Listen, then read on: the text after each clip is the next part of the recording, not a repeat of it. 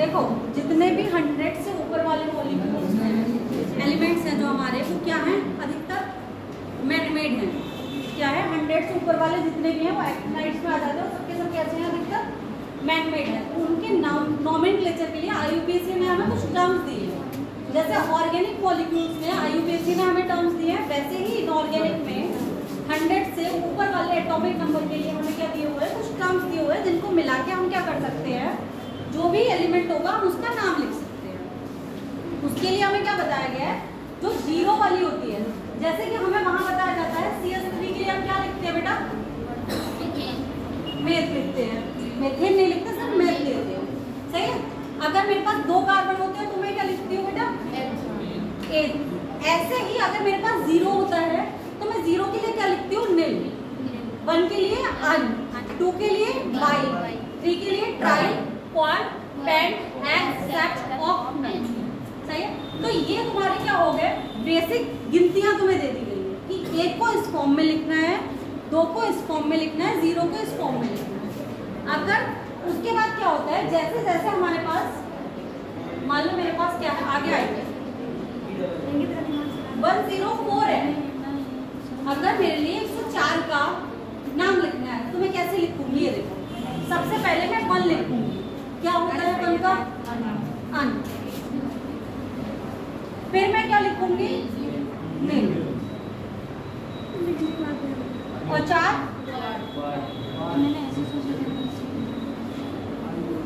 और IUM लगा देती है इसके आप।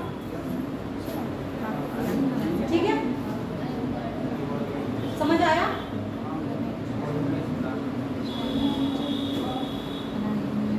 लिख नहीं रहा है क्या?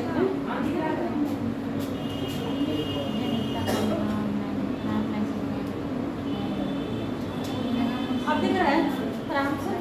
नहीं, प्रॉब्लम है वो मैं समझ रही भाई, मुझे कुछ चल रही है प्रॉब्लम, तो मुझे बोल सकते हो अगर नहीं दिख रहा।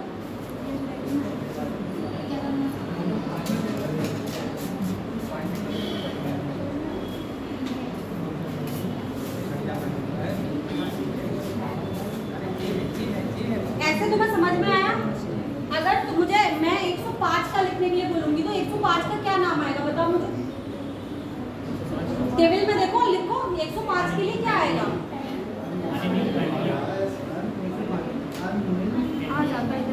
बोलो। सबसे पहले क्या आएगा? 1 के लिए, 0 के लिए और उसकी पेंट के लिए फिर IUM जुड़ जाएगा। तो देखो ये सबके दिए हुए हैं कि तुम्हारा 101 के लिए इन्होंने क्या लिखा है? 101 के लिए अनिल, फिर से क्या आया हमारा? अनाया, और फिर हमने क्या लगा दिया? आई।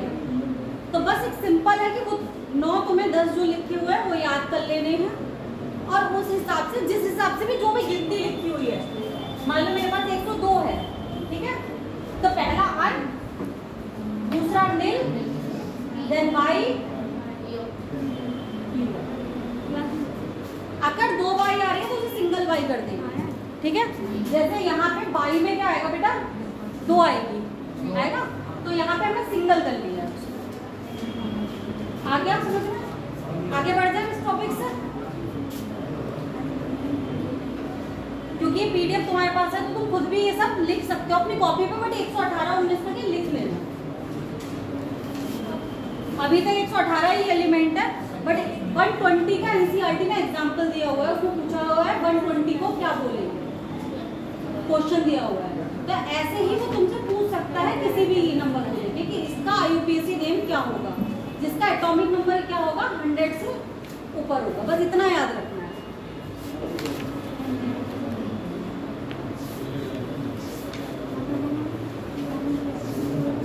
अब देखो हम बात करते हैं बेटा पीरियोडिक प्रॉपर्टीज। सही है, पीरियोडिक प्रॉपर्टीज क्या होती है? ऐसी प्रॉपर्टीज जो एक समय के बाद, एक निश्चित समय के बाद वापस से रिपीट होती हैं, वो क्या कहलाती है? हमारी पीरियोडिक प्रॉपर्टीज। पीरियोडिक का मतलब होता है, पीरियोडिक का क्या मतलब होता है? कालांतर, मतलब एक कालांतर के बाद एक निश्चित दूरी चल के हमें फिर से वही चीज मिल जा रही होती है, तो वो हमारी कौन सी प्रॉपर्टीज कहलाती है? पीरियोडिक प्रॉपर्टीज कहलाती है। पीरियोडिक प्रॉपर्टीज में हम क्या क्या पढ़ेंगे? हम साइज का ऑर्डर पढ़ेंगे, हम किसका ऑर्डर पढ़ेंगे? रेडियस का ऑर्डर पढ़ेंगे, रेडियस कैसे बढ़ रही रही है, एटम का साइज कैसे बढ़ रहा है, क्या बढ़ रहा है। दूसरी बात हम क्या पढ़ेंगे इसमें, आयोनाइजेशन एनर्जी पढ़ेंगे। तीसरी चीज हम क्या पढ़ेंगे, इलेक्ट्रॉन एफिनिटी पढ़ेंगे। आयोनाइजेशन एनर्जी क्या थी, आयोनाइजेशन पोटेंशियल भी जिसे बोलते हो, क्या था, एक इलेक्ट्रॉन किसी आइसोलेटेड सिस्टम से एक इलेक्ट्रॉन निकालने के लिए जितनी एनर्जी देनी पड़ती है उससे हम क्या कह रहे हैं, आयोनाइजेशन एनर्जी। चलो, तो इसका मतलब काफी कुछ तुम्हारे दिमाग में जल्दी जल्दी हो जाएगा। देखो, जब हम एटॉमिक रेडियस की बात करते हैं तो इसमें कितनी टाइप के एटॉमिक रेडियस होती है, 3 टाइप के एटॉमिक रेडियस होती है। 3 टाइप से एटॉमिक रेडियस दी जाती है। एटॉमिक रेडियस से मतलब है एटम की रेडियस, हमें 3 टाइप से बतानी है, जिसमें कि हमारी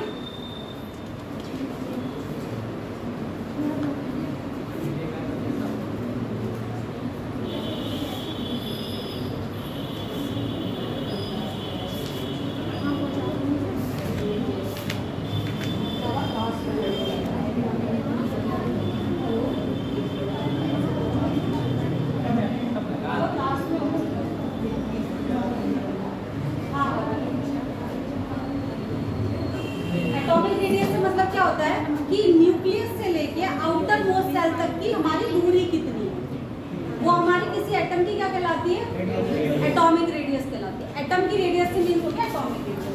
अब एटॉमिक रेडियस में क्या क्या निकाले, हम एक तो मेटालिक रेडियस निकालते हैं,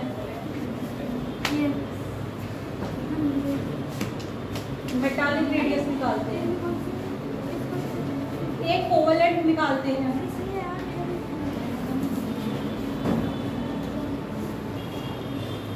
और एक निकालते हैं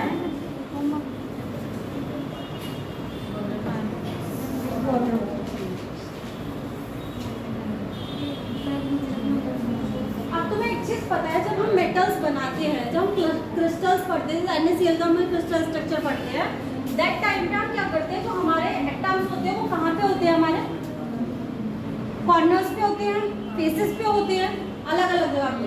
बट ये एटम्स जो होते हैं हमारे कभी ओवरलैप्ड नहीं होते, हमेशा क्या होते हैं, टच होते हैं। मैक्सिमम टू मैक्सिमम क्या होंगे, ये टच करे हुए होंगे, सही है। इसमें हमारे कैसे होते हैं, एटम्स सिर्फ टच करे हुए होंगे। ये वाला जो है कोवेलेंट बॉन्ड कैसे बनता है, कोवेलेंट बॉन्ड ओवरलैपिंग से बनता है, ओवरलैपिंग से बनता है, सही है। तो कि अपने अपने आपस में क्या कर लेते हैं, ओवरलैपिंग। तो इसकी रेडियस और इसकी रेडियस यहाँ है। तीसरा इसमें क्या हुआ, वंडरवाल्स इसमें होता है। Van der Waals is a very light force, जिसमें क्या होता है, इंटरमोलिकुलर क्या होता है, फोर्स जो होता है हमारे इंटरन्यूक्लियर फोर्स वो बहुत कम होता है। इसमें क्या होता है, हमारे जो मॉलिक्यूल्स हैं इनके बीच में, हम दो के बीच में निकाल रहे हैं, इनमें बहुत ज़्यादा गैप होता है, ठीक है। तो जब हम इन दोनों को मिला के निकालेंगे तो इतना हो जाएगा ये डिफरेंस। तो यहाँ से जो तुम्हें एक चीज़ आती है वो क्या आती है, इनका क्रम आता है कि कौन सी एटॉमिक रेडियस ज़्यादा होगी। तो तुम खुद देख के बता सकते हो, अब जितना एक्सप्लेन मैंने किया है, कि इनमें से सबसे ज़्यादा कौन सी और सबसे कम किसकी है।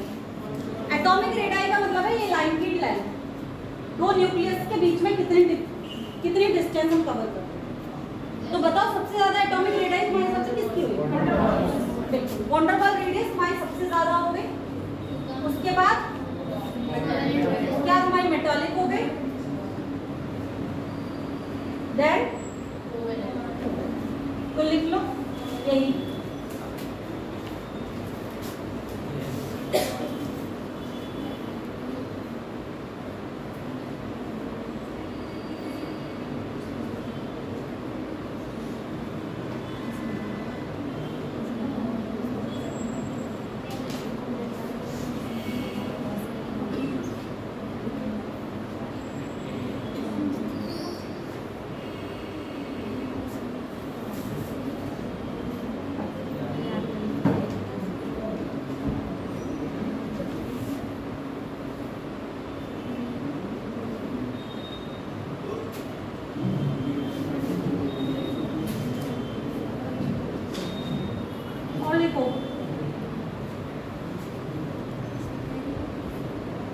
अगर हमारा एटम जो क्या था, कैसा था कि हमारा होमो न्यूक्लियर एटम था, मतलब दोनों जो एटम्स के हम निकाल रहे हैं वो सेम थे, मगर तो हमारा सिंपल वे से निकला। मगर जब हमारा हेटेरो न्यूक्लियर एटम होता है और हमें कोवेलेंट रेडियस निकालनी होती है किसकी, इंडिविजुअल एटम की। तो हम कैसे कैलकुलेट कर रहे होते हैं, शॉकर मेयर एंड स्टीवंस ने हमें एक फॉर्मूला दिया था, उसके थ्रू हम लोग इसे करेंगे। लिखो ये लाइन डाल के,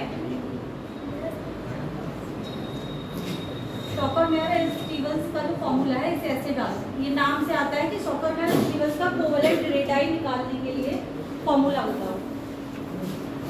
यहाँ पे लिखो, in case of heteronuclear diatomic molecule the covalent radius of individual atom can also be calculated by using the internuclear distance between the two different atoms। internuclear difference का मतलब क्या हुआ, इन्होंने ये बताया दो एटम्स की अलग अलग हम रेडियस निकाल सकते हैं। अगर हमें जैसे कि मान लो अगर होमो एटॉमिक है, ठीक है, अगर ये दोनों होमो एटॉमिक है और ये कोवेलेंट बना रहे हैं तो इनकी इंटरन्यूक्लियर को हम डिवाइड करके 2 करके दोनों को जोड़ लेंगे, a प्लस बी कर लेंगे, r a plus r b upon 2 करके सिंपली निकाल देंगे। ठीक है, एक तो वो हो गया। बट इन्होंने बोला अगर हेटेरोन्यूक्लियर एटम है, क्योंकि दोनों की न्यूक्लियर बराबर तो हो नहीं सकती। हेटेरोन्यूक्लियर का मतलब क्या हो गया, साइज में डिफरेंस हो गया। जब साइज में डिफरेंस हो गया तो उनकी क्या हुई, उनकी अलग अलग निकालने के लिए रेडियस अगर मुझसे पूछ लीजिए, मतलब एच और आई मिलके एक कोवेलेंट बॉन्ड बना रहे हैं और उसकी कोवेलेंट न्यूट्राइल आई की कितनी होगी, तो उसके लिए हम क्या करेंगे, उसके लिए हम इस फॉर्मूले का यूज करेंगे। इसमें हमें क्या दिया होगा, हमें इनके बीच की मान लो इंटरन्यूक्लियर डिस्टेंस दे रखी है, ठीक है, और मुझे क्या दे रखा है, हाइड्रोजन की न्यूक्लियाई दे रखी है। तो मैं इस फॉर्मूले में लगा दूंगी, जिसका मतलब आर ए का मतलब है रेडियस ऑफ पहले वाले एटम की, आर बी का मतलब है रेडियस ऑफ दूसरे वाले एटम की। इसको हम इलेक्ट्रोनेगेटिविटी का साइन कहते हैं। एक्स से क्या है यहाँ पे जो काई बनता है, ये काई, इसको हम किससे करते हैं, इलेक्ट्रोनेगेटिविटी को इससे प्रदर्शित कर रहे होते हैं। तो ये इलेक्ट्रोनेगेटिव ऑफ फर्स्ट एटम और इलेक्ट्रोनेगेटिविटी ऑफ सेकंड एटम। और दूसरी बात एक चीज सुनो, ये बेटा नाम से आता है। शॉकर मेयर स्टीवनसन का फॉर्मूला क्या है फॉर द कोवेलेंट रेडाई, तो इसे नाम के साथ लिखो प्रॉपर।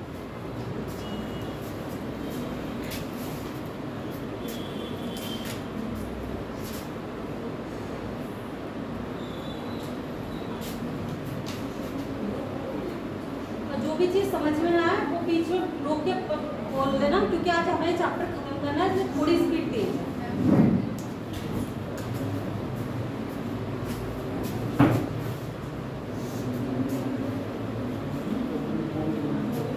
सिर्फ इतना लिखो, in case of heteronuclear atom,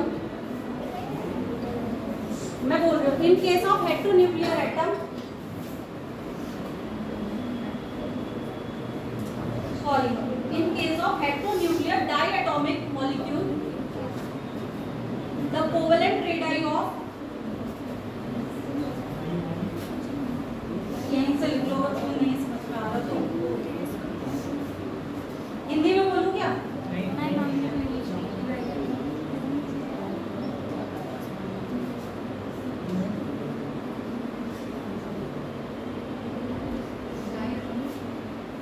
diatomic molecule the covalent radius of individual atom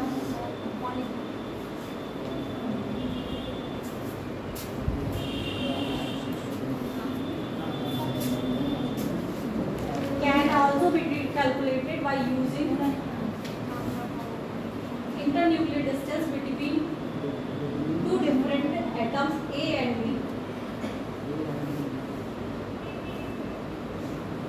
by Shawker Meyer and Stevenson formula following करके लिख लो ये फॉर्मूला।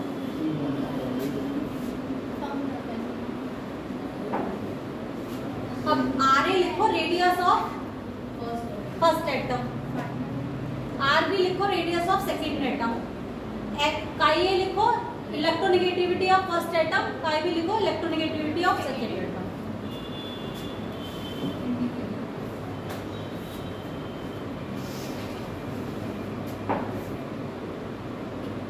और ऐसा नहीं है कि हमेशा काई मतलब फर्स्ट और सेकंड के हिसाब से, जिसकी इलेक्ट्रोनेगेटिविटी ज्यादा हो उसे पहले रखना, जिससे कि इसकी ऑल ओवर वैल्यू तुम्हारी क्या आ रही है, पॉजिटिव आ रही है।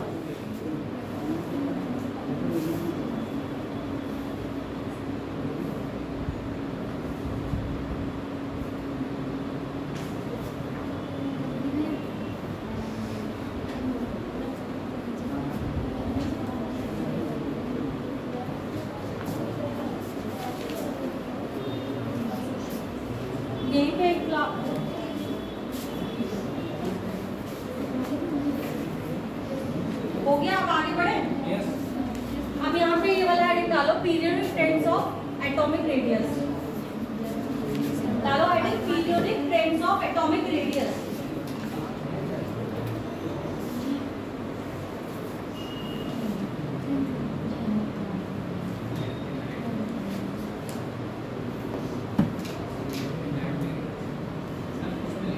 डालो वेरिएशन इन पीरियड लिखो पहले।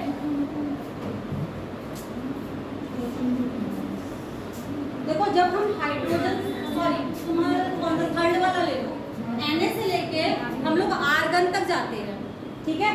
Na to sodium to argon जब हम लोग जा रहे होते हैं तो हमारे पास नंबर ऑफ सेल्स चेंज हो रहे होते हैं क्या पीरियड में?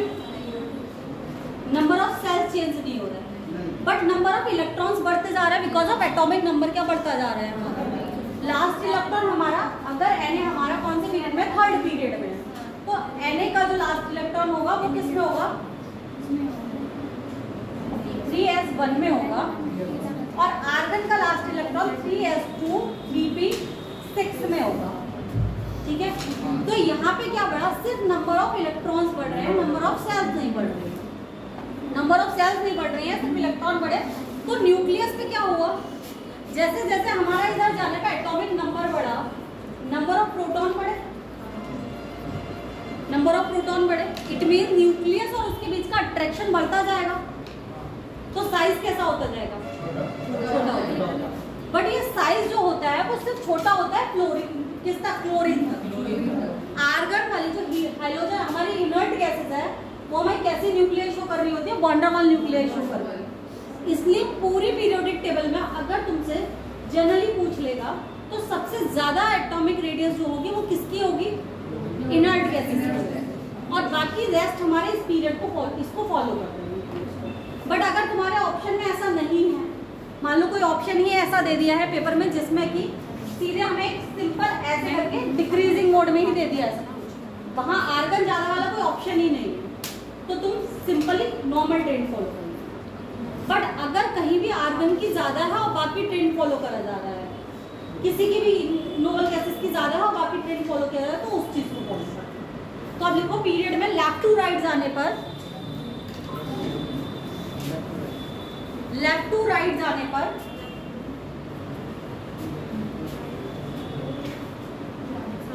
साइज डिक्रीज होता है।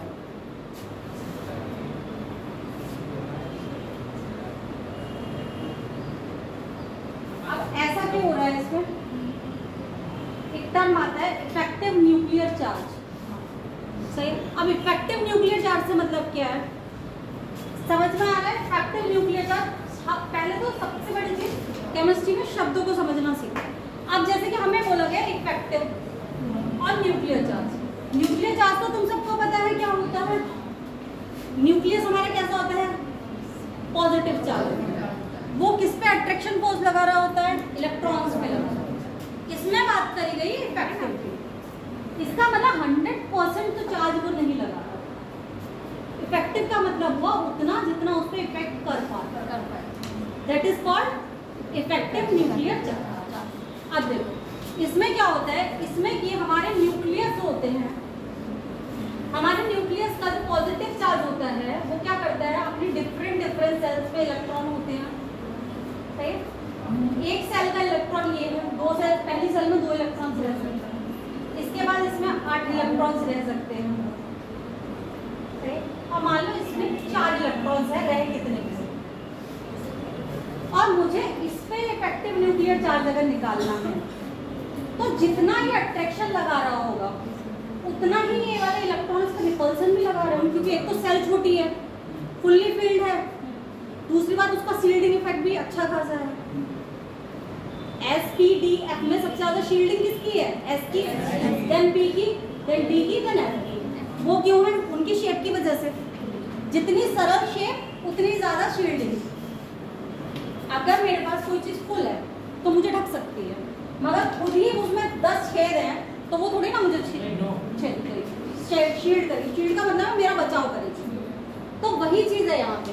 Z इफेक्टिव किसमें ज्यादा होता जाएगा? जितनी मतलब SPDF वाली जो सेल्स है वो हमारा Z इफेक्टिव को इतना इफेक्ट नहीं करेंगे जितना S और P करेंगे।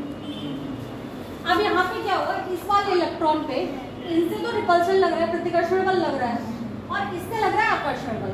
तो अब हमें इफेक्टिव न्यूक्लियर चार्ज हमारा क्या हो गया, जो नॉर्मल चार्ज था उससे कम हो गया ना, हो गया। अब उसको निकालने के लिए स्लेटर का एक फॉर्मूला आया। इफेक्टिव न्यूक्लियर चार्ज का पहले फॉर्मूला देखते हैं हम लोग। इफेक्टिव न्यूक्लियर चार्ज का फॉर्मूला होता है बताइए, Z इफेक्टिव बराबर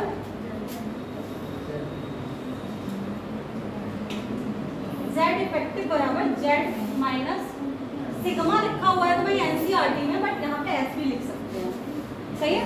तो शायद एनसीईआरटी में ये लिखा हुआ होगा, Z effective minus Z minus sigma, और इसको बोलते हैं स्लेटर कांस्टेंट। एस या सिग्मा जो है उसे क्या बोलते हैं, स्लेटर कांस्टेंट। अब स्लेटर कांस्टेंट को आगे कैसे निकालना है वो हम लिखेंगे, बट तुम पहले क्या करो, Z इफेक्टिव की डेफिनेशन लिखो, जिससे कि आगे जाके ये ना भूलो कि Z इफेक्टिव एक्चुअल में है क्या। Z मतलब इफेक्टिव न्यूक्लियर चार्ज डालो ना,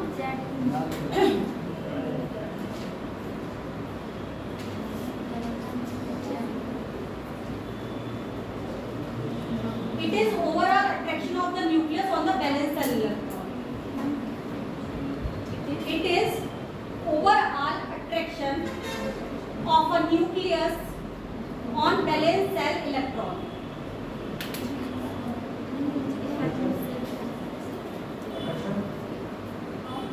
Of nucleus on valence shell electron. उसके बाद ये फॉर्मूला लिखो,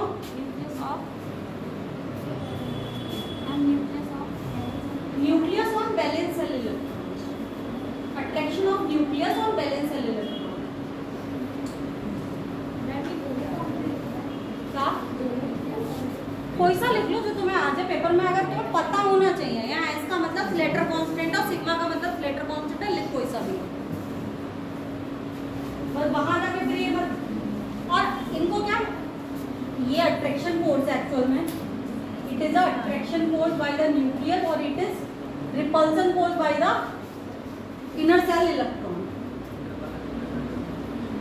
कि इनर सेल इलेक्ट्रॉन कितना रिपल्सन लगा रहे हैं वो क्या बताएगा हमें, सिग्मा बताएगा, और हमारा जेड क्या बताएगा हमें कि अट्रैक्शन हमारा कितना लगना चाहिए, और जेड इफेक्टिव क्या होगा कि टोटल अट्रैक्शन लग कितना। समझ में आ गई।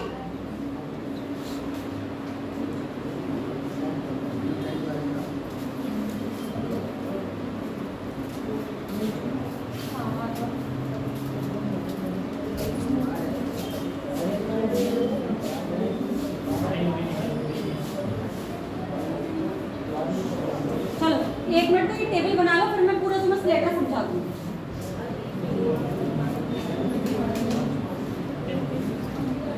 इसमें हेडिंग क्या डालना है इसलिए बता दूँ, यहीं से ऐसे ही लिखो।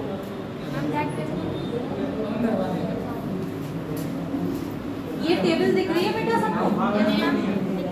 तो बस पहले ही टेबल लिख लो, उसके बाद जब मैं समझाऊंगी तो मैं अच्छे से समझ में आ जाएगा।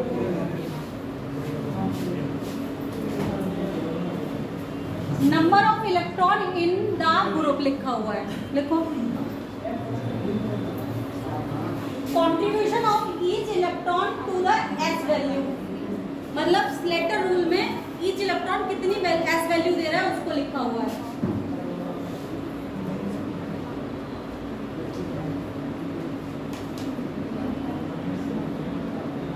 ये मत लिखना, सिर्फ इतना लिखना, ये वाला पार्ट मत लिखना, तुम्हारा भी काम कर।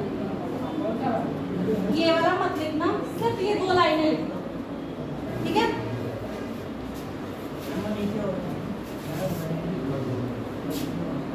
सिर्फ ये 2 लाइनें 3 लाइनें लिख लो, ये वाली छोड़ देना लास्ट में। ये अभी जब करेंगे तब समझ में आएगा।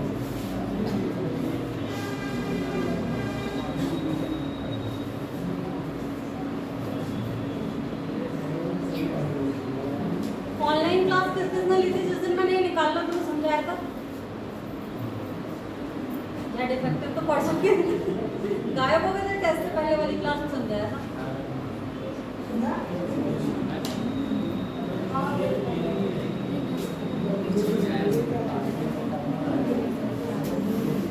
बन गई?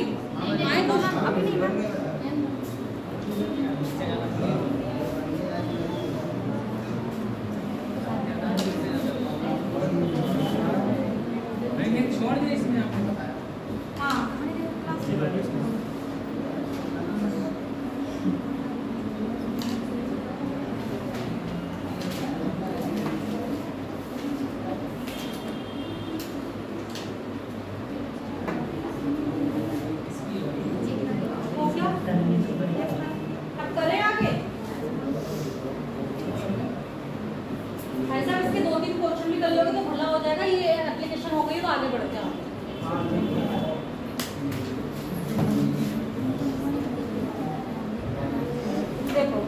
अभी जो तुमने लिखा वो किस बेसिस पे लिखा वो हम क्वेश्चन से देखेंगे। हमें किसका निकालना है?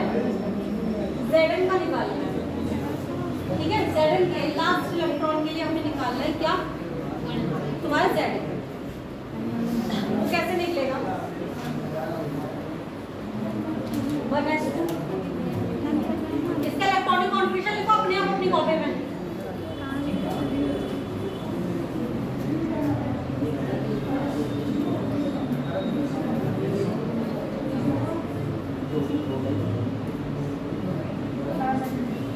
Zn होता है 30 एटॉमिक नंबर, ठीक है। एटॉमिक नंबर जब 30 होता है तो इसका इलेक्ट्रॉनिक कॉन्फिगरेशन हमारा क्या आ जाता है? ये आ जाता है। और हमें किसके लिए निकालना है? लास्ट इलेक्ट्रॉन के लिए निकालना है। तो Zn का लास्ट इलेक्ट्रॉन कौन सी सब सेल में जाएगा? पहले इलेक्ट्रॉन निकालते हैं जब हम Zn+2 लिखते हैं। अगर मैं Zn+2 तुम्हें बोलूं तो तुम्हारे पास कहाँ से इलेक्ट्रॉन निकालोगे? पहले ऐसे निकालोगे। तो सबसे पहले तुम्हें क्या करना है? सबसे पहले तुम्हें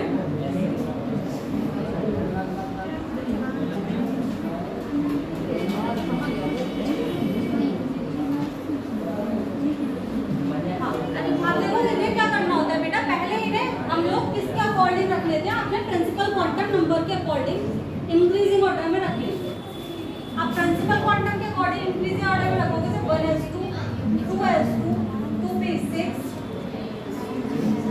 3s2, 3p6, 3d10 and 4s, ठीक है। ये वाला देखो, प्लीज आप शोर मत करो। क्वेश्चंस ऐसे हैं जो तुम्हें पेपरों में पूछ जाएंगे। बैठ के फिर कहो कि मैम आपने पढ़ाया नहीं, वो मेरी गलती नहीं होगी। क्लास के बाहर जाके हंस लो। लास्ट इलेक्ट्रॉन यहाँ पे है हमारे, मुझसे लास्ट इलेक्ट्रॉन के लिए पूछा गया है। तो यहाँ n है, n इक्वल टू मेरे पास बराबर कितना बचा? एक इलेक्ट्रॉन के लिए पूछा गया तो सिर्फ एक ही बचा है। ये n-1 हो गया। इसके आगे कितने भी इलेक्ट्रॉन हो उनसे हमें कोई मतलब ही नहीं है। हमें जिस इलेक्ट्रॉन के लिए पूछा है उससे लेफ्ट हैंड साइड से मतलब है। राइट हैंड साइड में उसकी कुछ भी है, we don't have any problem.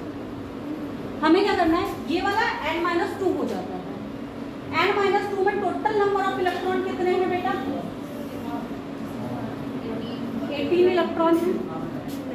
और ये पूरे को जो ये 2 से लेके लास्ट तक जितने भी आ गए ये n-2 मान लो। इसमें टोटल कितने इलेक्ट्रॉन हैं? 10 इलेक्ट्रॉन।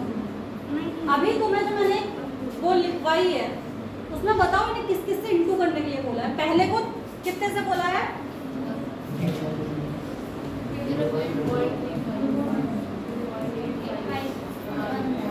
इसी से बोला है ना?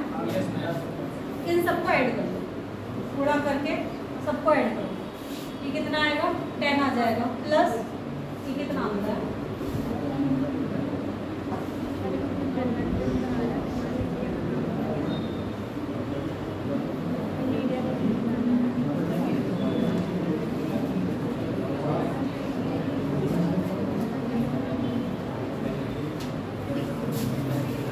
ये आता है शायद 15.3 के करीब है।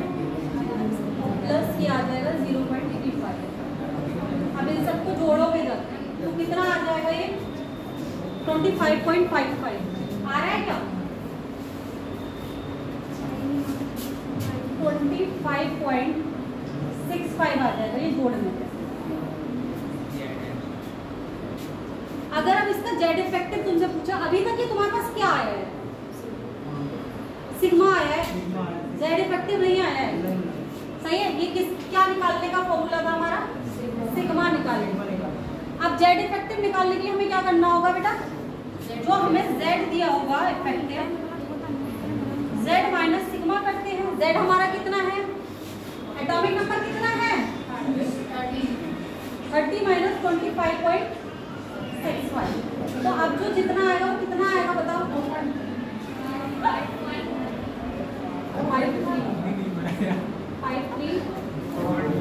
4.35 ना। तो वो तुम्हारा क्या हो जाएगा? जेड इफेक्टिव हो जाएगा। जहां पे तुम्हें जेड इफेक्टिव 30 लगना चाहिए था वहां पे सिर्फ कितना लग रहा है? वो किसकी वजह से नहीं इफेक्टिव। आ गया समझ में? निकाल पाओगे ये? हाँ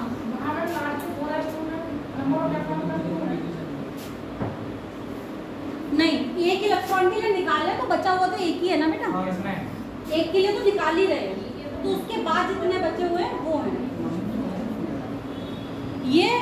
ये वाला जो तुमने अभी टेबल बनाई थी वो एस और पी ब्लॉक के में अगर इलेक्ट्रॉन होगा उसके लिए था। अब डी ब्लॉक के लिए पढ़ेंगे, अगर डी और एफ ब्लॉक में अगर है तो उसमें कैसे गुणा भाग करते हैं। देखो अगर तुम्हारा इलेक्ट्रॉन इसमें आएगा, इलेक्ट्रॉन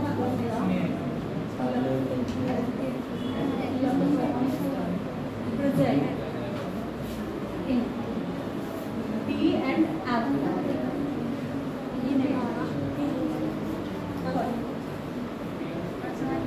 सबसे।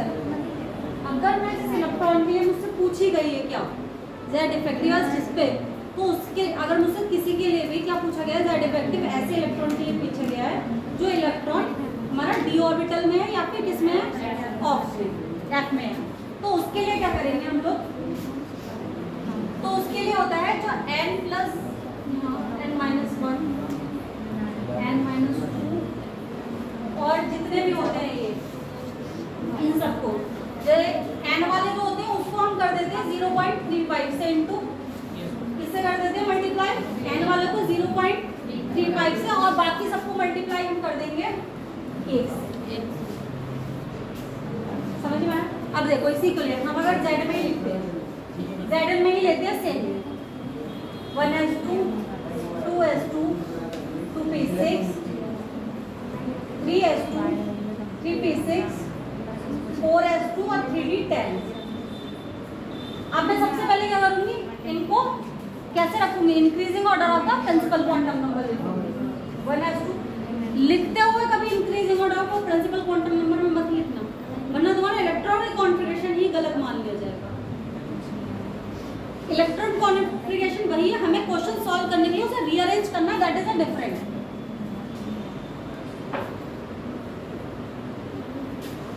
इसको कैसे करेंगे हम लोग रीअरेंज,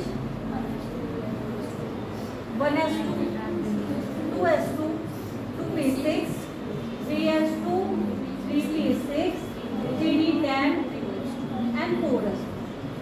अगर मुझे इस वाले इलेक्ट्रॉन के लिए निकालना है, अब 3d10 वाले इलेक्ट्रॉन के लिए निकालना है क्या, sigma, find out the sigma for the 3d10 electron.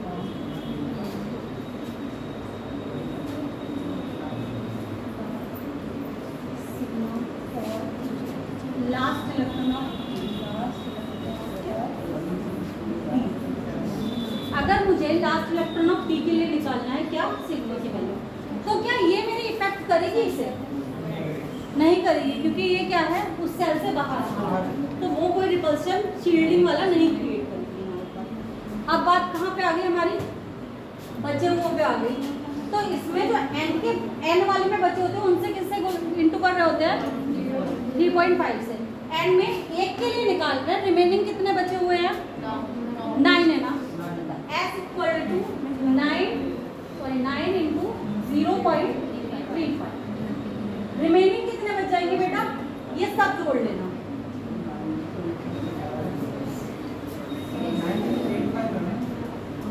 वही नेक्स्ट के लिए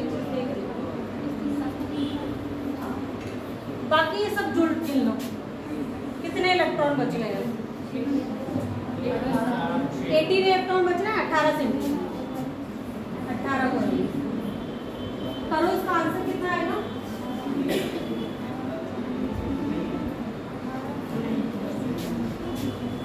3.15 प्लस 8, बताओ जोड़िए कितना आ रहा है, 21.15 आ रहा है आंसर।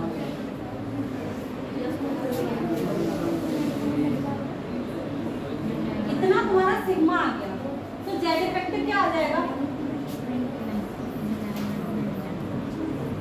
30 माइनस, अब इसमें मत कम कर देना कि मैं 2 इलेक्ट्रॉनों का असर नहीं पड़ रहा तो यहाँ 28 लिखो, इसमें 30 ही लिखा जाएगा जेड की जगह पे।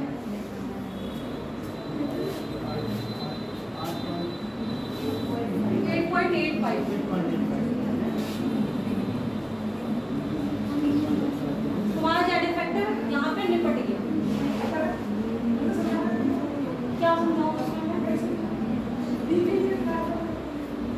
डी के लिए जब निकाल रहे हैं तो डी में 10 इलेक्ट्रॉन्स हैं, एक इलेक्ट्रॉन के लिए निकाल रहे, रिमेनिंग कितने बच रहे हैं डी सब सेल में?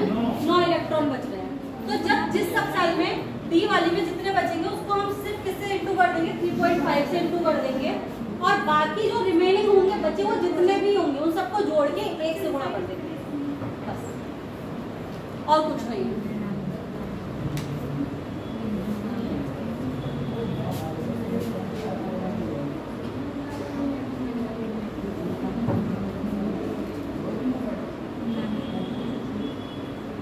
अगर लिखनी हो तो ये वाली भी इतनी लिख देना, लिखनी है नहीं लिखनी है ना, मत करो टाइम।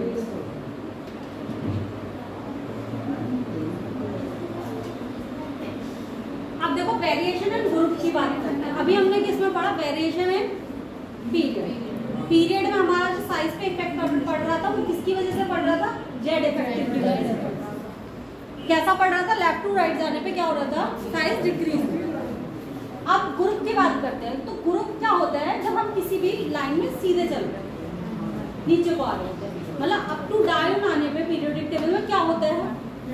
जैसे जैसे अप टू डाउन आने पे हमारे नंबर ऑफ पीरियड्स बढ़ रहे होते हैं। एक ही ग्रुप में नंबर ऑफ पीरियड्स ही तो बढ़ रहे होते हैं, नीचे आते हैं तो उसके साथ साथ हमारी क्या बढ़ती है? सेल्स बढ़ती है।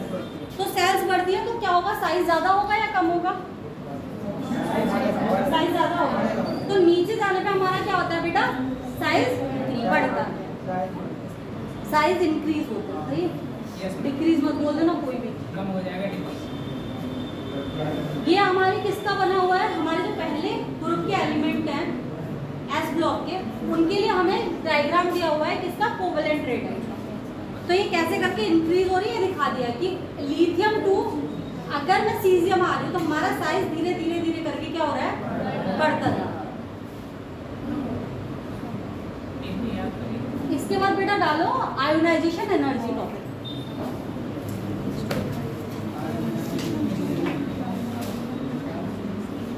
हाँ डालो ionization energy.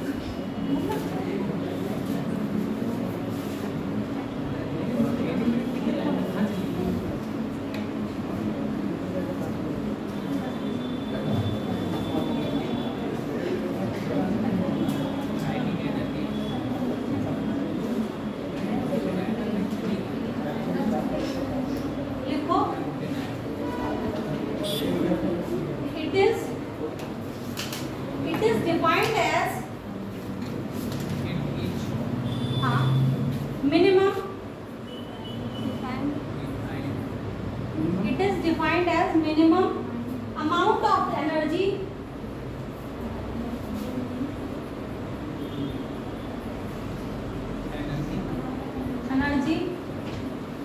required to remove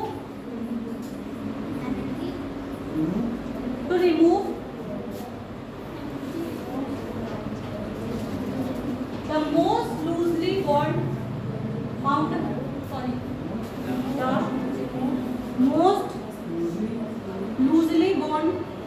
BOUND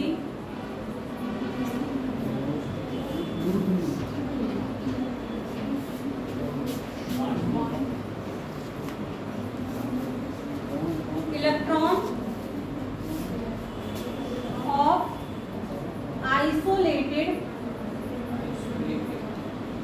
gaseous atom in a ground state. Gas और गैसियस एटम में अंतर है। Isolated gaseous atom in its ground state. Ground state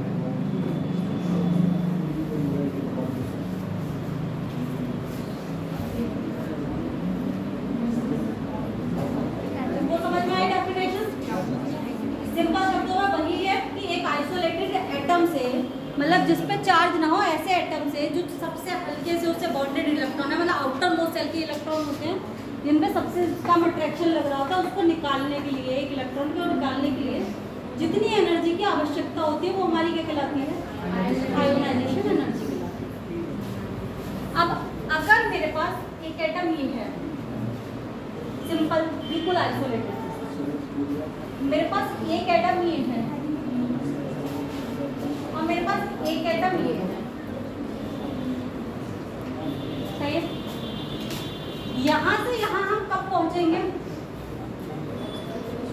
जब मैंने एक इलेक्ट्रॉन क्या करा, निकाल दिया। एक इलेक्ट्रॉन क्या करा, निकाल दिया। तो ये हमारी क्या कहलाई? I1 first ionization. मैं जब यहाँ से यहाँ गई तो मुझे कितना, एक और इलेक्ट्रॉन निकालना पड़ा, सही है। ये मेरी क्या कहलाएगी? अगर मैं यहाँ पे जा रही हूँ सेम +3 आ जाता है तो एक इलेक्ट्रॉन और निकालना पड़ा, ये हमारी क्या कहलाई? मुझे एक चीज बताओ, सबसे ज्यादा पावर कौन से इलेक्ट्रॉन को निकालने के लिए देनी है? सारे कॉन्सेप्ट अभी तक जितने पढ़ाए गए उन पे ध्यान देंगे। लास्ट वाले को क्यों निकालनी पड़ेगी?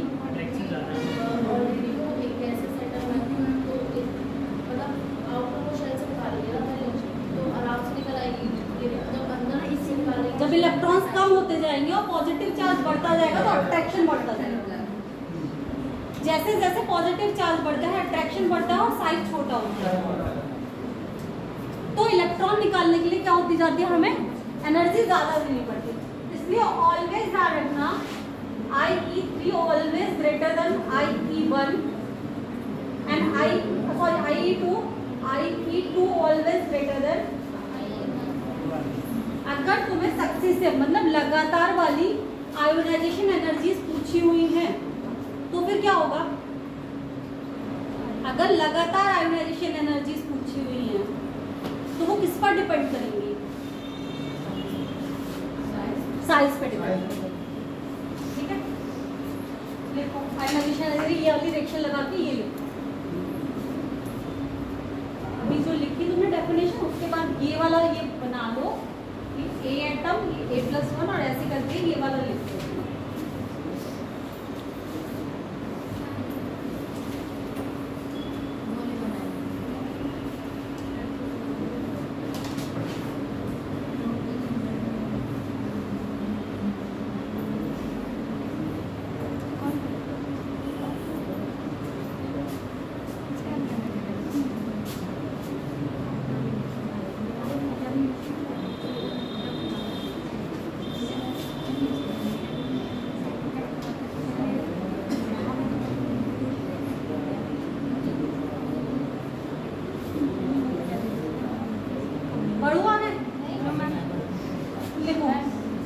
सेकेंड पीरियड के आयोनाइजेशन एनर्जी लिखो, ये इंपॉर्टेंट है। सेकेंड पीरियड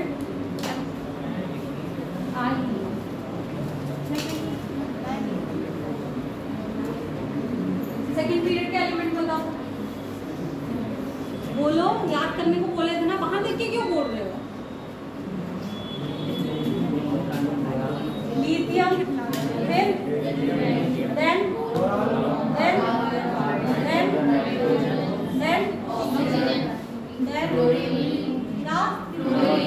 और फिर उसके बाद इसको तो हटा लो क्योंकि ये क्या है, फुली फिल्ड होता है। तो सबसे ज्यादा तो इसकी होने वाली है, इससे तो निकालना ही इम्पॉसिबल जैसे, बिकॉज इट इज इनर्ट। तो इस सबसे हाईएस्ट आयोनाइजेशन एनर्जी किसकी होगी हमारी? उससे कम किसकी होगी? इधर से इधर जाने पर साइज घट रहा है, साइज घट रहा है ना, क्योंकि सब सेकेंड पीरियड के हैं, 2 ही सेल्स हैं सबके पास, नंबर ऑफ इलेक्ट्रॉन्स बढ़ते जा रहे हैं, इट मीन साइज घट रहा है। साइज घट रहा है इधर से इधर जाने पे, तो आयोनाइजेशन एनर्जी पूरी की पूरी क्या होनी चाहिए थी? इंक्रीज होनी चाहिए थी, बट ऐसा नहीं होता। यहाँ क्या होता है, ये और ये मतलब इन दोनों के बीच में और इन दोनों के बीच में क्या पाया जाता है? थोड़ा सा अंतर पाया जाता है। वो क्या अंतर होता है? सबसे ज्यादा सबसे कम लिथियम, उससे ज्यादा बोरॉन, उससे ज्यादा बेरिलियम, उसके बाद कार्बन, उसके बाद ऑक्सीजन, देन नाइट्रोजन और देन क्लोरीन, देन पहले वाले में समझ में आया अंतर क्यों हुआ, ये इससे ज्यादा क्यों हुआ, ये समझ में आया। बोरॉन की कम क्यों हुई जबकि साइज तो बोरॉन का बेरिलियम से छोटा है।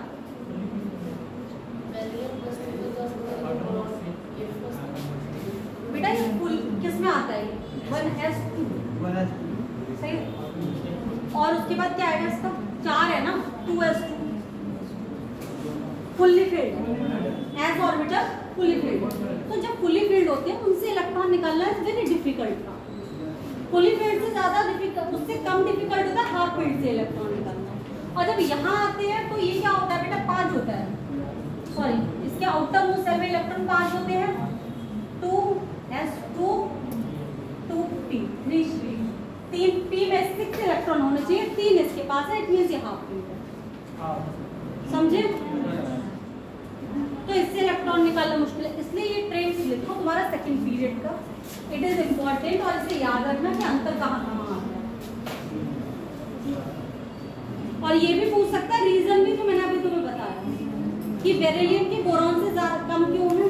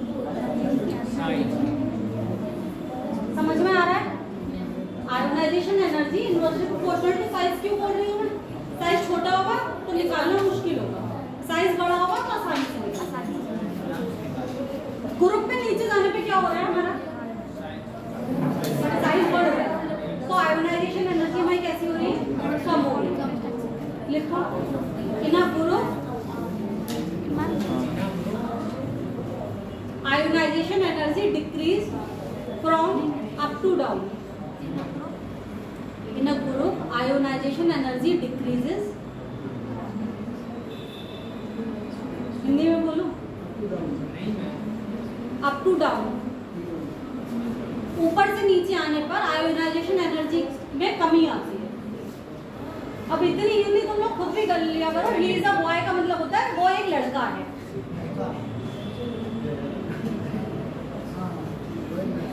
वरना बताओ एक दिन ग्रामर भी पढ़ा दूं मैं तुम्हें इतनी।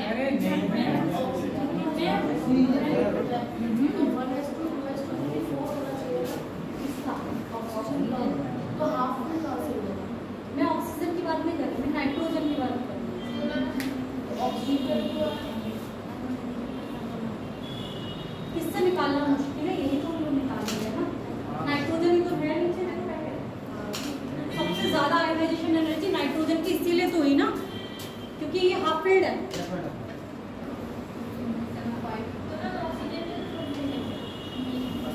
अच्छा, उसमें half field is also stable configuration माना जाता है। जैसे ही उसके पास एक एक करके इलेक्ट्रॉन आ जाते तब तक वो पूरे 6 नहीं हो जाते, या तो 3 पे रहना पसंद करता है या 6 पे रहना पसंद करता है, क्योंकि वहाँ सिमेट्री आ जाती है। ऑलवेज एक चीज ध्यान रखना, जितनी ज्यादा चीजें सिमेट्रिकल तुम्हें दिख रही होंगी वो उतनी ज्यादा खूबसूरत लग रही होंगी, उतनी ज्यादा स्टेबल होगी। इसीलिए जितनी भी बड़ी बड़ी जो इमारतें बनती हैं उनमें सिमेट्री, ताजमहल देख लो, हर तरफ से देख लो, हर तरफ से सिमेट्री है। कोई भी अपनी इमारत ऐसी कंप्यूटर पर खोल के देखना, तो बड़ी बड़ी इमारतें सब में देखना, अगर एक पिलर यहाँ पे तो एक पिलर यहाँ पे, जितनी खिड़की इस साइड में होंगी उतनी खिड़की इस साइड में। इस घर को ना देखो, ये तो महान इंटीरियर में बना है।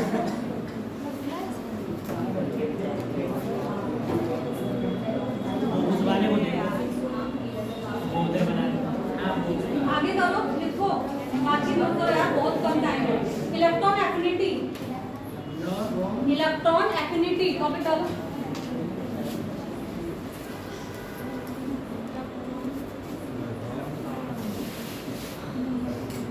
इसे कहते हैं शायद इलेक्ट्रॉन बंधुता। बताओ ये क्या होती है?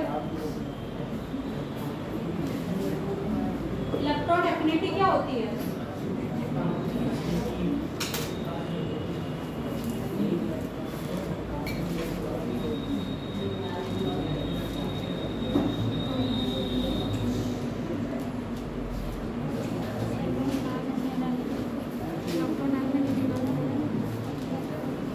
इलेक्ट्रॉन एफिनिटी लिखो बेटा।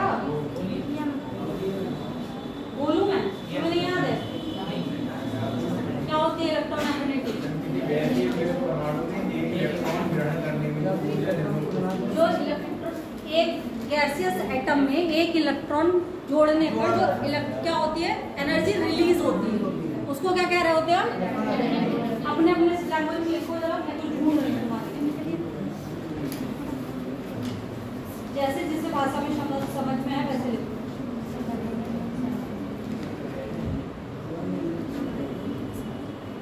यहाँ समझ में आए 2 मिनट का सवाल करिए ना।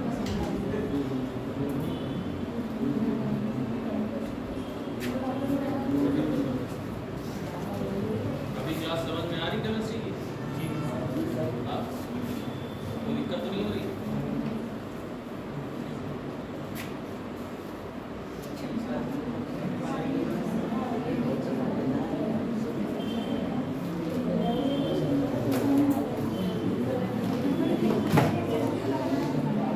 तुम लोगों ने ये वाला टॉपिक लिखा, ये वाला टर्म लिखा अपने में कि हाफ पीरियड और फुली पीरियड की ज्यादा होती है? सब हमने लिखा। अगर मैं कुछ चीज समझाते हुए बोला करूँ ना, अपने कॉपी पे लिख लिया करो, क्योंकि कई बार हम लिखते हुए भूल जाते हैं, बाद में तुम क्वेश्चन सॉल्व करोगे तुम्हें ध्यान नहीं आ रहा होगा कि नाइट्रोजन की ऑक्सीजन से कम क्यों ज्यादा क्यों हो रही है। इसलिए वो छोटी छोटी चीजें जो तुम्हें एक्सप्लेन करते टाइम लिखी जा रही बोली जा रही होती है ना, तो टीचर लिख रहा है नहीं लिख रहा तुम लिख लो अपनी कॉपी पे।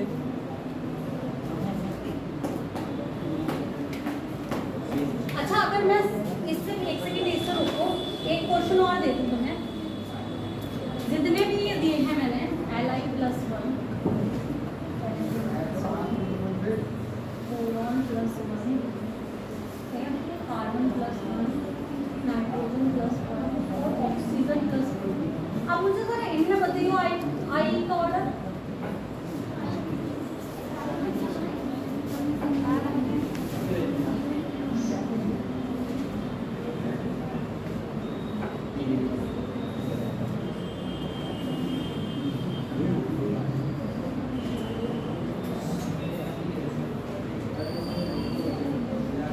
सबकी इलेक्ट्रॉनिक कॉन्फ़िगरेशन लिखो, तभी समझ में आएगा। लिखो।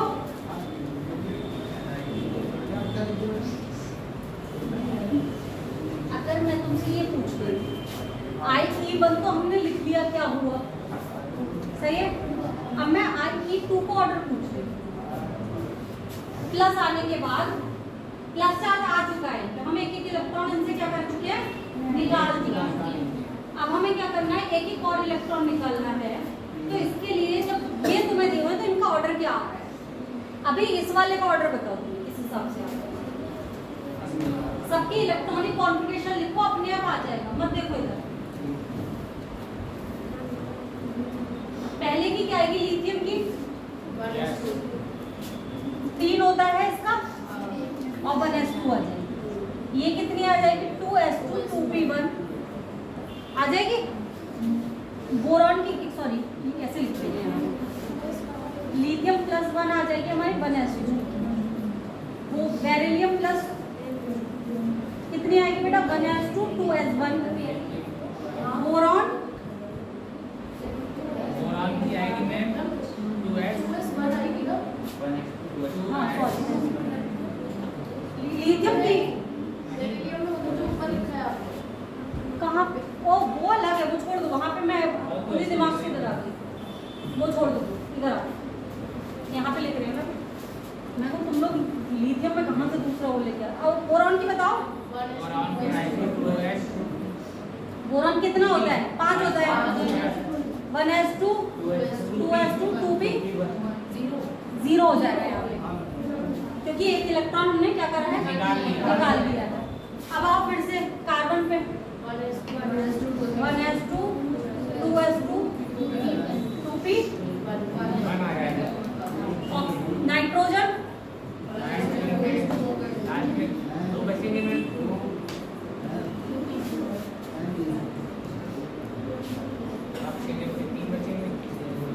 बन बचेगा ना यहाँ पे। अब ऑक्सीजन के लिए क्या आ जाएगा, 1s2 2s2। तुम लोग लिख रहे हो अपनी अपनी का नहीं, बाद में टाइम लगेगा, हटा दो। अब मुझे एक चीज बताओ जल्दी से कि इसमें कौन से तुम्हें फुल्ली फील्ड, कौन से तुम्हें हाफ फील्ड दिख रहे हैं। ऑक्सीजन हाफ, फुल सही। ये भी कैसा आ जाएगा, तो अब बताओ इनका ऑर्डर कैसा आएगा, सबसे ज्यादा किसका होगा, सबसे कम किसका होगा।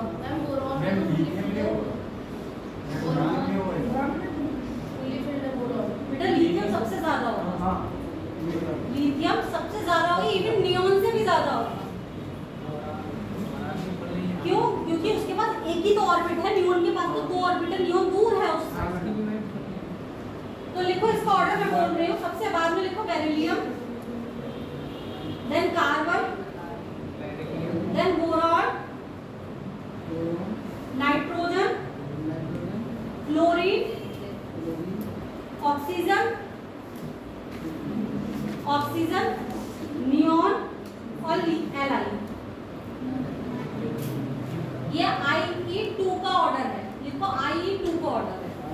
जो हमने पहले लिखा था वो IE1 का ऑर्डर था, सही है। ऐसे ही जब तुमसे IE3 में भी पूछेगा तो तुम्हें क्या करना है, पूरी निकाल के इलेक्ट्रॉन और क्या करना है, उनकी इलेक्ट्रॉनिक कॉन्फ़िगरेशंस लिखनी है, देन चेक करना है। ऐसा नहीं है कि अगर पहला ट्रेंड एक आ गया है मेरा तो सेम आएगा, ऐसा नहीं होता।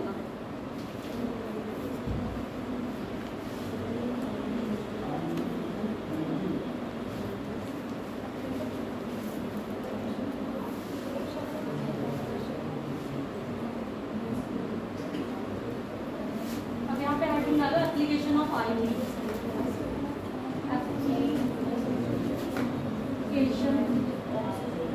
ionization energy। बेटा जल्दी जल्दी लिख लो, टाइम बचा है कम, आधा घंटा है और हमें बहुत सारी चीजें लिखनी होती है। मेटालिक नेचर क्या होता है, नीचे जाने पर IP का मतलब, मेटालिक नेचर का मतलब क्या हो, जितनी आसानी से इलेक्ट्रॉन दे, ठीक है, जितनी आसानी से इलेक्ट्रॉन दे देता है उतनी अच्छी मेटल हो जाती है। अब देखो नीचे जा रहे हैं हम एक ग्रुप में, IP क्या हो रहा है हमारा, बढ़ रहा है, तो बढ़ रहा है तो क्या हो, नीचे जाने पर साइज बढ़ रहा है, IP घट रहा है, साइज बढ़ेगा, IP घटेगा। Down in a group size increase, IP decrease, और मेटालिक कैरेक्टर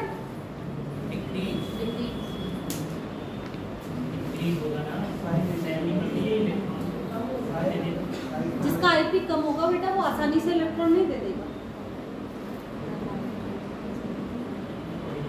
समझ में आया नहीं आया, मेटालिक कैरेक्टर इंक्रीज लिखो, metallic character inversely proportional to IP, metallic inversely proportional to IP। IP को IE जैसे हम लिख रहे हैं आयोनाइजेशन एनर्जी, इसे आयोनाइजेशन पोटेंशियल भी कहते हैं, तो IP भी लिखा हुआ आ सकता है।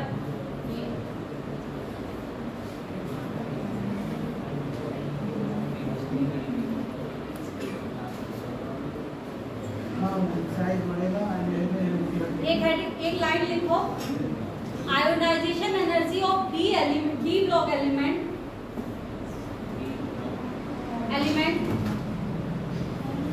is greater than S block element due to Z effective।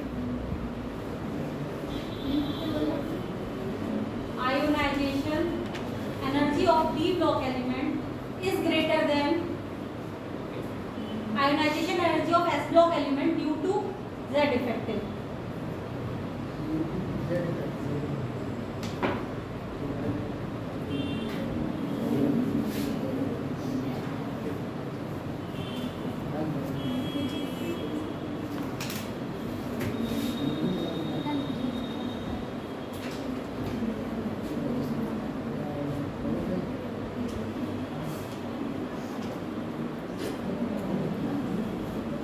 Electron affinity heading डालो, इसके बाद डालो इलेक्ट्रॉन एफिनिटी,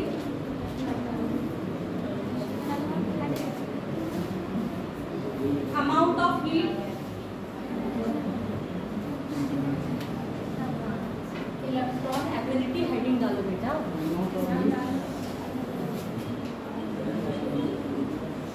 इलेक्ट्रॉन एफिनिटी जिसे कहते हैं इलेक्ट्रॉन बंधुता।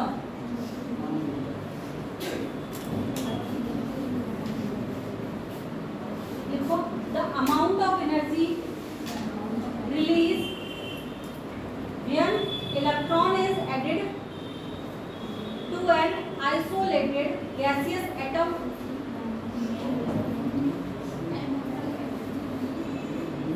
हीट निकल रही है, रिएक्शन कैसी है हमारी, एक्सोथर्मिक एंडोथर्मिक।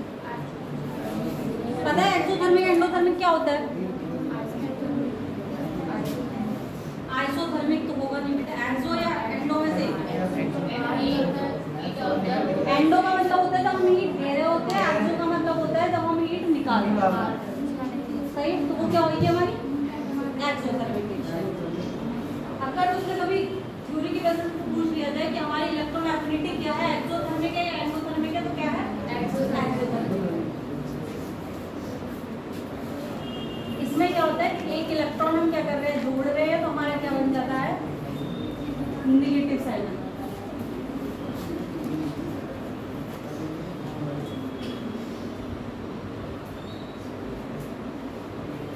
सबसे ज्यादा इलेक्ट्रॉन एफिनिटी होती है हमारी क्लोरीन की। लिखो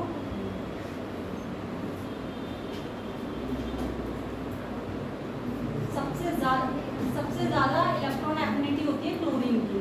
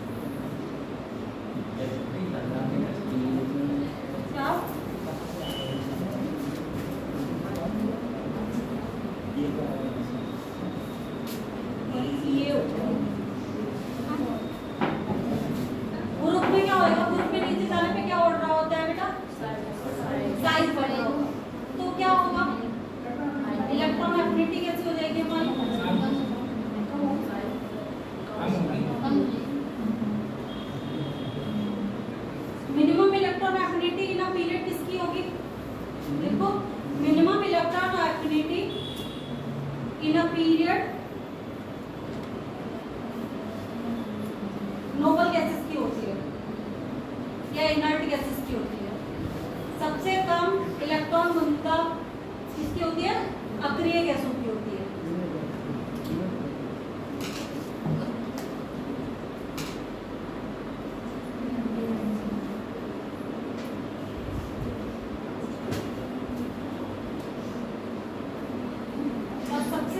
ज्यादा किसकी होती है बेटा? हैलोजन्स की होती है।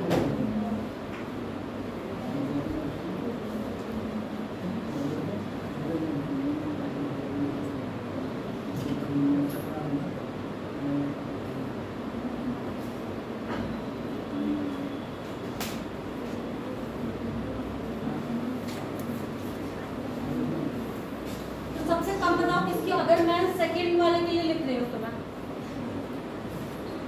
सेकेंड पीरियड के लिए लिख रही हूँ तो सबसे कम किसकी आ जाएगी? कम नियॉन की आ जाएगी। उसके बाद बेटा किसकी आएगी?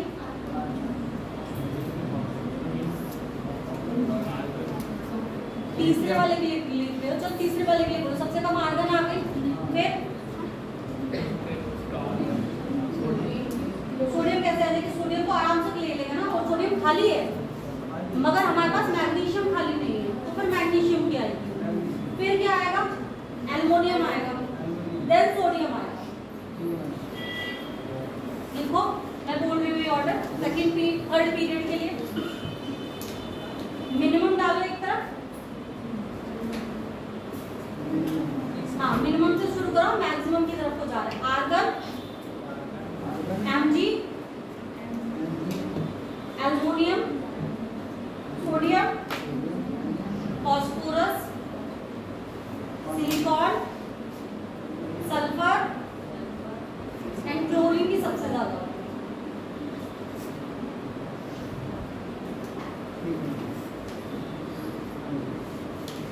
इसके बाद एक नई हेडिंग डाल के लिखते, सॉरी कॉलम बना के लिखो पॉइंट।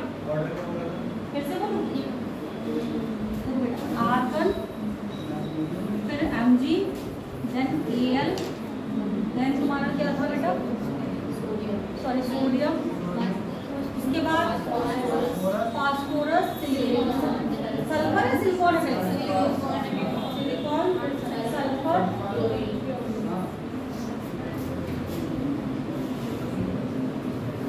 आ गया। अब एक अगली लाइन में लिखो बेटा,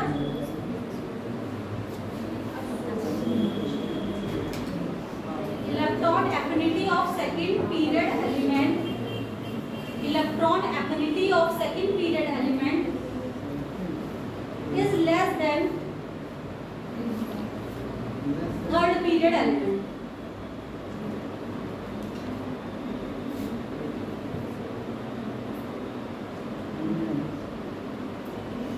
रीजन लिखो,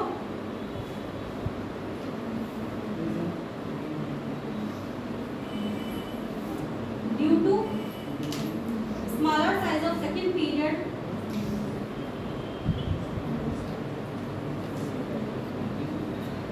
p block elements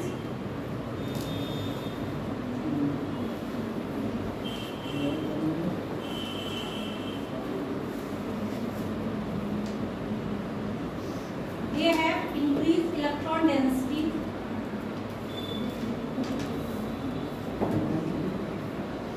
so electron being added experience more repulsion. अब लिख लो, फिर हिंदी में समझाती हूँ मैं क्या बोलना चाहूँ लास्ट में। सो electron being added experience more repulsion. देखो जो थर्ड पीरियड आएगा उसमें कितनी सब सेल्स आ जाती है हमारे पास? एस, पी, डी तीनों आ जाती है, मगर हमारे पास जो यहाँ रहता है क्या, हमारा पी ऑर्बिटल सेकंड वाला होता है, वहाँ पे हमारे पी और 2 ऐसे ही आते हैं। जैसे जैसे हम इलेक्ट्रॉन बढ़ाएंगे वैसे वैसे क्या होता जाएगा, वैसे वैसे क्या होगा, इलेक्ट्रॉन पे रिपल्सन मिलता जाएगा ना। अगर मेरे पास ऑलरेडी मैं एक अनएबल स्टेट में हूँ, 4 हूँ मान लो, जैसे हमने किसका लिख रहे थे अभी, मेरे पास P4 है और 2s2 है और 2p4 है, तो मेरे लिए आसानी होगी इलेक्ट्रॉन निकालने में, क्योंकि इलेक्ट्रॉन निकालते ही मेरे ऊपर आ जाएगा हाफ फील्ड। मैं लेना कम चाहूँगा, देना ज़्यादा। बट अगर मेरे पास एक ऑर्बिटल और हो जाता है, जैसे 3s2, 3p एंड 3d भी आ जाता है, तो मुझे कोई फर्क नहीं है, मेरे पास इतना ज़्यादा भी कोई रिपल्सन नहीं, मेरे पास 18 वो है अच्छे खासे ब्लॉक जिनमें मैं अपने इलेक्ट्रॉन्स को भर सकता हूँ। ओके, आगे बढ़ो। अब आते हैं इलेक्ट्रोनेगेटिविटी पे। डालो electronegativity.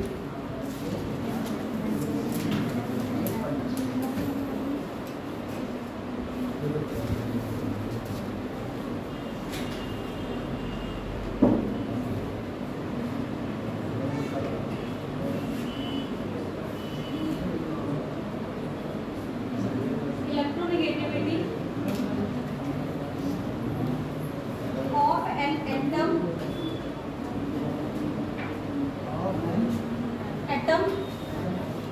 a tendency to attract shared electron pair towards itself। मतलब जो कोवेलेंट बॉन्ड में हमने दो क्या बनाया बेटा, बॉन्ड में जो हमारे दो बॉन्ड हैं, दो बॉन्ड हमेशा दो एलिमेंट एटम से मिलके बना हुआ होगा। अगर ये दोनों एटम होमो एटॉमिक होंगे, हाइड्रोजन हाइड्रोजन होंगे, तो इनमें क्या होगा, इलेक्ट्रोनेगेटिविटी डिफरेंस 0 है। तो यहाँ पे क्या होगा, हमारा बॉन्ड में जो इलेक्ट्रॉन रहेंगे वो बिल्कुल बीच में रहेंगे, ठीक है, शेयरिंग के इलेक्ट्रॉन बीच में रहेंगे। बट अगर यही H और F है, H और F, तो F क्या है बेटा, बहुत ज्यादा इलेक्ट्रोनेगेटिव क्यों है F? क्योंकि इलेक्ट्रोनेगेटिव, इसका इलेक्ट्रॉनिक कॉन्फिगरेशन कितना होता है, 2p5 2s2, यही होता है ना। ये कोशिश करता है जितनी जल्दी मुझे मिले एक इलेक्ट्रॉन मुझे मिले और मैं इनर्ट गैस की कॉन्फिगरेशन ले लूं।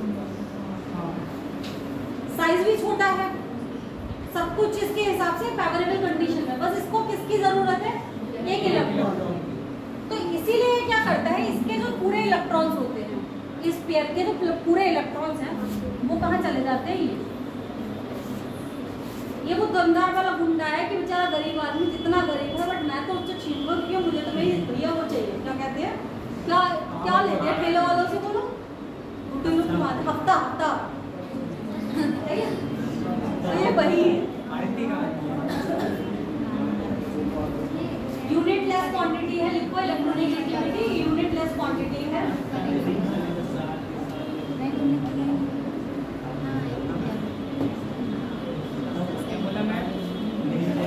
इलेक्ट्रोनेगेटिविटी यूनिट लेस क्वांटिटी है।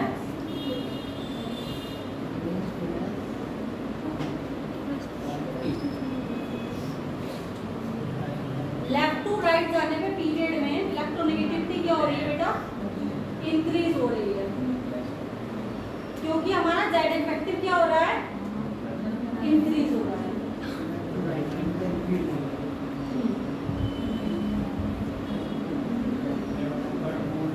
नीचे जाने पे एटॉमिक रेडियस बढ़ रही है तो इलेक्ट्रोनेगेटिविटी कम हो रही है।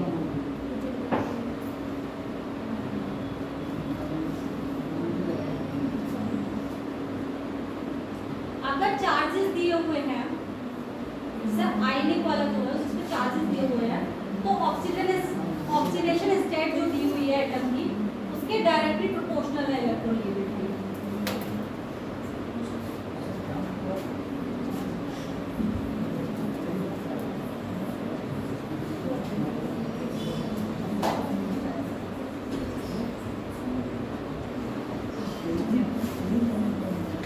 और इलेक्ट्रोनेगेटिविटी तुम्हारी परसेंटेज एस कैरेक्टर के भी क्या है, डायरेक्टली प्रोपोर्शनल।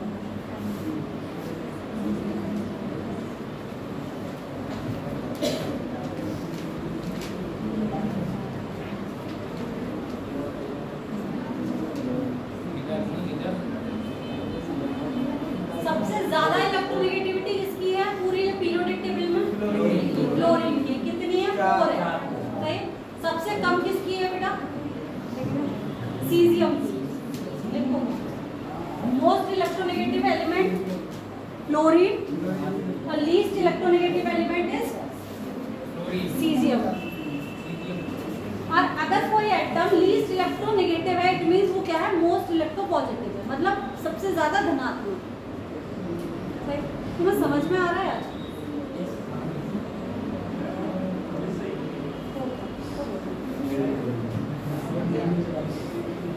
अब देखो ये परसेंटेज एस वाले का मतलब क्या हो रहा है, परसेंटेज एस वाले का मतलब ये हो रहा है जो हम हाइब्रिडाइजेशन निकालते हैं ना, एस sp sp2 और sp3, इसमें सबसे ज्यादा इलेक्ट्रोनेगेटिविटी वाला कौन सा होगा, इसमें कितने परसेंटेज ऐसे है, इसमें कितने परसेंटेज ऐसे और इसमें कितने परसेंटेज है, सबसे ज्यादा है क्योंकि इसमें 50% का है, सही।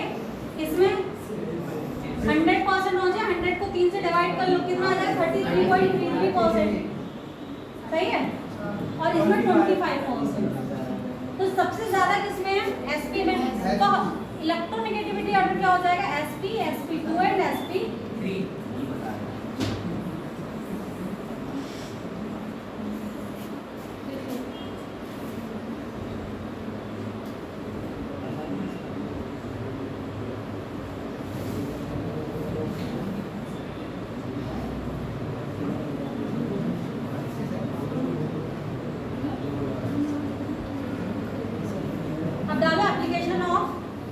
इलेक्ट्रोनेगेटिविटी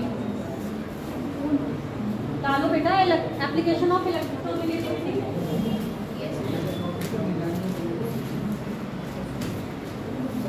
परसेंटेज आयनिक नेचर, हेडिंग डालो परसेंटेज आयनिक नेचर। इसके लिए फॉर्मूला दिया हुआ है हमारा,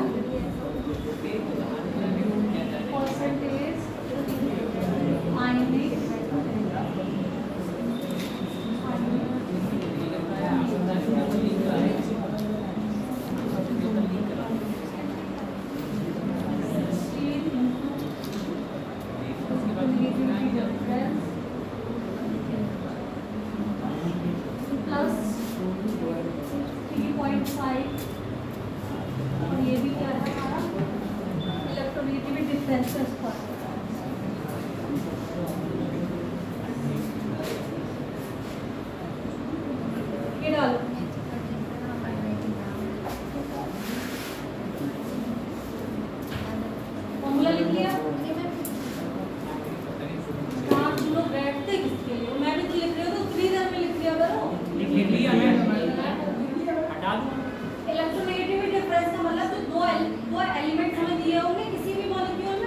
उनके बीच का इलेक्ट्रोनेगेटिविटी डिफरेंस हमें दे दिया जाएगा, क्योंकि मान लो अगर मेरे लिए हाइड्रोजन और फ्लोरीन दिए हुए हैं तो उनकी इलेक्ट्रोनेगेटिविटी दी हुई है, तब भी नहीं दी हुई है तो थोड़ी थोड़ी याद कर लेना आपको, एनसीईआरटीज में दी हुई है, उसे याद करके यहाँ पे तुम्हें इस फॉर्मूले में लगाओगे। ठीक है, एक डिफरेंस यहाँ आएगा, इसी का डिफरेंस का स्क्वायर यहाँ पे आएगा, और जब पूरा सॉल्व कर लोगे तो तुम्हें उस वर्ड में परसेंटेज आयनिक कैरेक्टर पता चलता है। ठीक है, और थोड़ा कॉमन सेंस भी यूज कर लेना। ऑलवेज ऐसा नहीं होता कि हम बस हर चीज को सॉल्व करें। जैसे कल तुम्हारे में एक परसेंटेज आयनिक, कौन सा ज्यादा आयनिक बॉन्ड होगा, एक क्वेश्चन था तुम्हारे पेपर में कि मोस्ट आयनिक बॉन्ड कौन सा होगा। सही है, मोस्ट आयनिक बॉन्ड, उसमें सीधे सीधे दिख रहा था RbCl। पूछो क्यों? ये अच्छी मेटल है, अच्छा नॉन मेटल है, ऑब्वियसली परसेंटेज आयनिक कैरेक्टर ज्यादा होगा। नॉन मेटल एंड मेटल हमारे आयनिक बॉन्ड बना रहे होते हैं। तो बस कुछ चीजें सिर्फ और सिर्फ कॉन्सेप्ट से पढ़ोगे ना 5 बार तो दिमाग में अपने आप आएंगे, बट उसके लिए नंबर ऑफ क्वेश्चंस लगाने पड़ेंगे थ्योरी के साथ। अगर तुमसे फजाल से ही तुम्हारा आयनिक कैरेक्टर भी निकल जाएगा, अगर तुम्हें ये पता हो जिसमें कोवेलेंट कैरेक्टर ज्यादा होगा उसमें आयनिक कैरेक्टर तो ऑलरेडी कम हो गया ना, तो तुम्हें सिर्फ फजाल से ही दोनों निकल जाएंगे। इसलिए ये चीजें सोचा करो कि क्वेश्चन में भले मुझसे अभी कोवेलेंट कैरेक्टर नहीं पूछ रहा, आयनिक पूछ रहा है, बट जगह अगर मेरे पास मॉलिक्यूल्स ऐसे दिए हुए हैं कि जिनसे आयनिक मॉलिक्यूल दिए हुए थे, उसमें 2 मॉलिक्यूल ऐसे थे जो आयनिक थे, 2 ऐसे थे जो कोवेलेंट थे, तो आयनिक वालों का तो आयनिक ज्यादा हो, तो ऑप्शन तो कोवेलेंट वाले वैसे ही काट दिए उसने।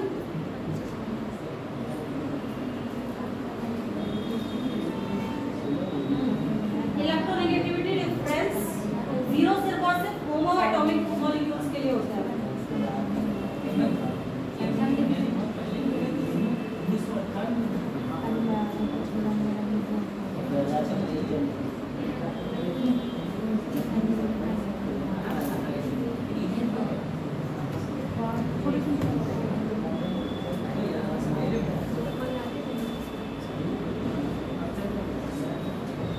इसके बाद एक स्टूडेंट को एनसीईआरटी दोगे, कुछ है? Yes ma'am. क्या है?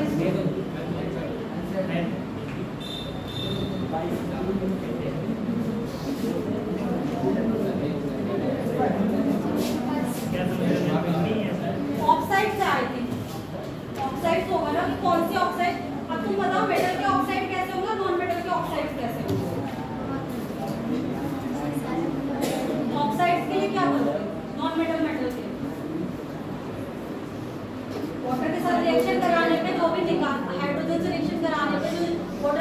रिएक्शन कराने में जो H+ छोड़ देगा वो क्या हो जाएगा, ऑक्साइड हमारा कैसा होगा, H+ वाला एसिडिक। जो OH- लीव करेगा वो हमारा कैसा होगा। और इसमें तुम्हें याद क्या करना है, एम्फोटेरिक वाले याद करना है। बाकी तुम्हें एक लाइन बदल जाएगी, मेटल के ऑक्साइड ऐसे होते हैं और नॉन मेटल के ऑक्साइड ऐसे होते हैं।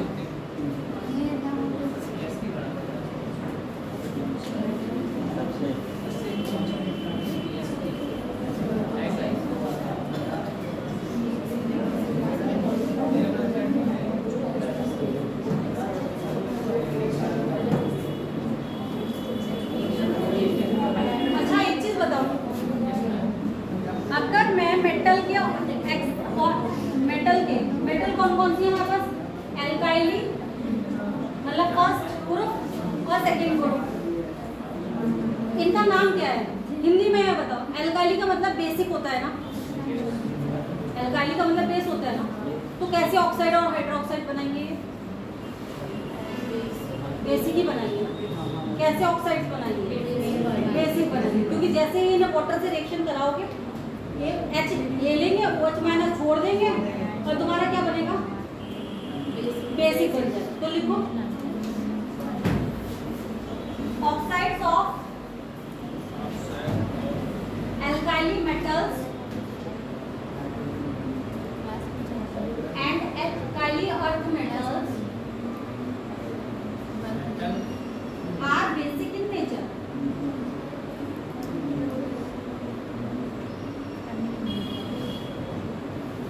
Basic in nature. Oxide of alkali metals and alkyl earth metals are basic in nature.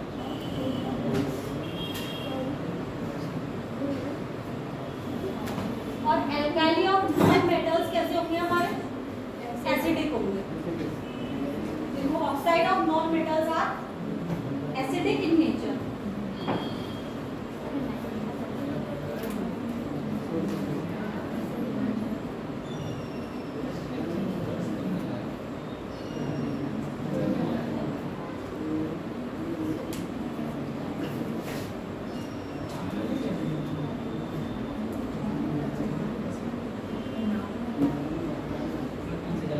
अधिक क्षारीय बेटा होगा Na2O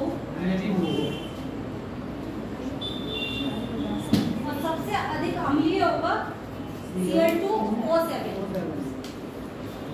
क्या होगा पहले बता रही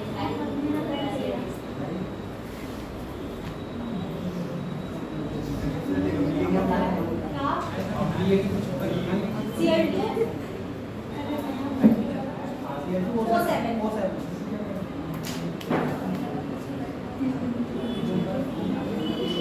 एम्फोटेरिक लिखो बेटा।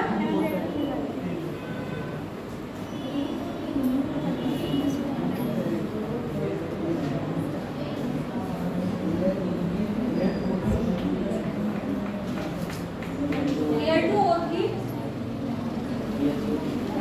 AS2O3 कुछ और होते हैं वो मैं तुम्हें लिख के भेज दूंगी, ठीक है। अभी मुझे भी ऐसे सही से याद नहीं आ रहा है। हाँ इसमें लिखे हुए हैं तो लिख लो एनसीईआरटी।